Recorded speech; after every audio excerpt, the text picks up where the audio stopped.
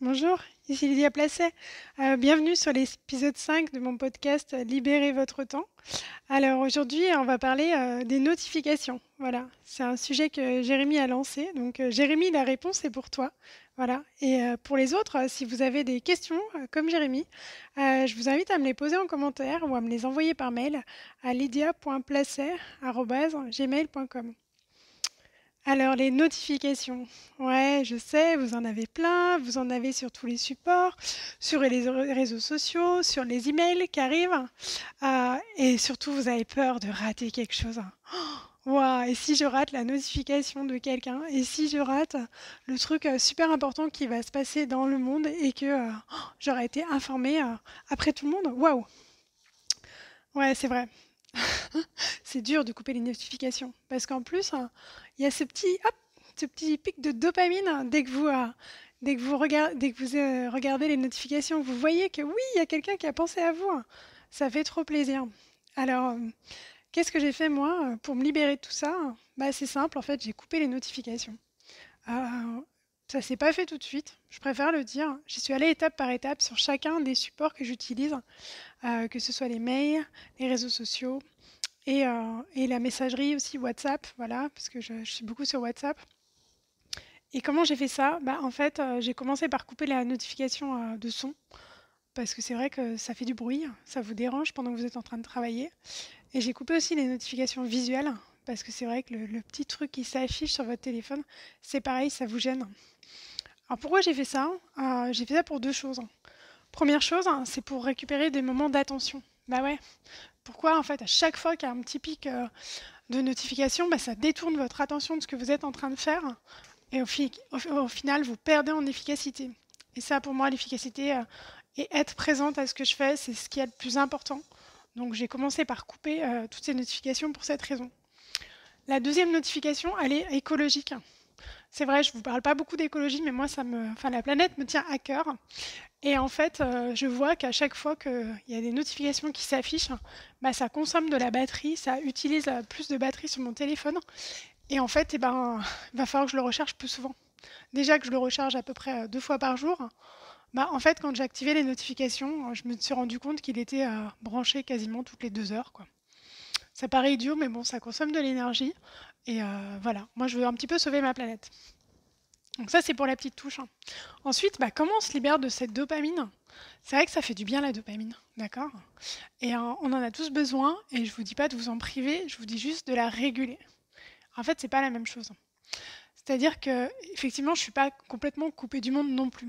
Je regarde mes notifications, je regarde les réseaux sociaux, je regarde les mails, mais en fait, j'ai décidé de choisir le moment auquel je les regarde. Comment ça se passe concrètement, moi, dans mon quotidien? J'ai 4 temps dans la journée pour prendre goût au monde. Le premier moment, c'est le matin. Une fois que j'ai terminé donc, ma petite routine, je prends un quart d'heure ou 20 minutes, voire 30 minutes si vraiment j'ai beaucoup de demandes pour regarder mes mails. Ensuite, je réponds aux mails. Après, je passe sur les réseaux sociaux, je regarde les notifications, je réponds à tout le monde. Et après, j'ai fini. Ensuite, le deuxième temps, ça va être avant de manger ou après de manger, voilà, en gros. Même les deux, des fois, ça dépend si j'ai beaucoup de demandes ou si je suis en conversation avec une personne. Où là, je vais regarder mes notifications, je vais regarder mes mails, je vais me reconnecter au monde, on va dire ça comme ça, pendant un certain temps, pareil, qui va être minuté. Et ensuite, je vais le faire la troisième fois, ça va être à la fin de mon après-midi de travail, voilà, parce que moi j'arrête tôt le travail. Je finis en principe vers 4 heures ou 5 heures au plus tard. Et je vais regarder aussi, je vais prendre un certain temps, à 4 heures, j'arrête tout et je prends un certain temps pour répondre aux mails, aux notifications et être sûr de terminer ma journée en ayant fait tout ce que j'avais à faire. Voilà. Et ça, c'est souvent le dernier temps de ma journée où je suis connectée. Ou alors, quand j'attends des réponses, exceptionnellement, je vais rallumer à 18 heures pour reprendre contact un petit peu avec le monde. Ou alors, si j'ai juste envie de scroller les réseaux sociaux, je me dis, bah allez, voilà, c'est mon temps de pause. Bah, mon temps de pause, je vais l'allouer à ça. Et en fait, en faisant comme ça, bah, j'ai toujours ce petit pic de dopamine, sauf que il est posé dans le temps, en fait. Et c'est moi qui choisis.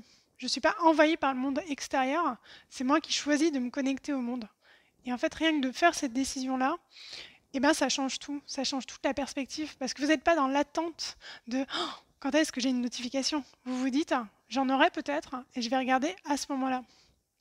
Et passer dans cette position active plutôt que dans une position passive où vous subissez en vrai les réseaux sociaux, les mails et tout ça, bah, ça change beaucoup de choses en fait dans votre vie.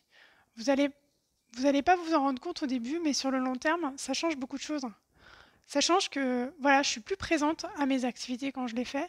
Ça change que quand je suis connectée au monde, en fait, je suis vraiment connectée et je suis là et je prends la peine de répondre aux personnes qui m'interrogent, qui ont plein de questions et tout ça.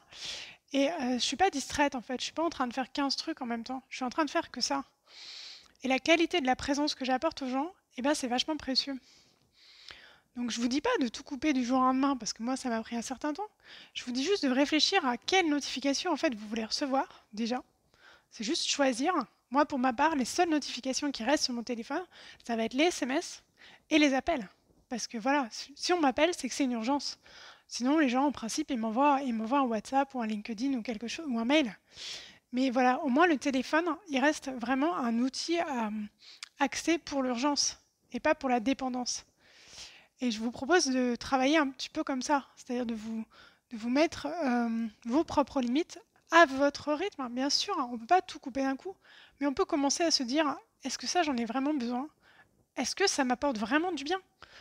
Clairement, moi, le week-end, je ne regarde pas les réseaux sociaux parce que je trouve que ça peut être déprimant, en fait. Moi, j'ai envie de couper, j'ai envie de faire autre chose de ma vie, d'aller dans mon jardin. Et le week-end, je suis très très peu connectée parce que je suis connectée à moi-même et je suis connectée à ma famille, à mes amis, aux gens qui sont présents avec moi. Donc c'était un petit peu long aujourd'hui, hein, mais voilà, je pense que les notifications, ça peut vous nuire à votre santé, le fait de devenir dépendant. Voilà. Et je vous propose de reprendre la main et de décider en fait, de décider de choisir et de ne pas vivre dans la dépendance. Voilà, j'espère que cet épisode un petit peu plus long sur les notifications vous aura plu.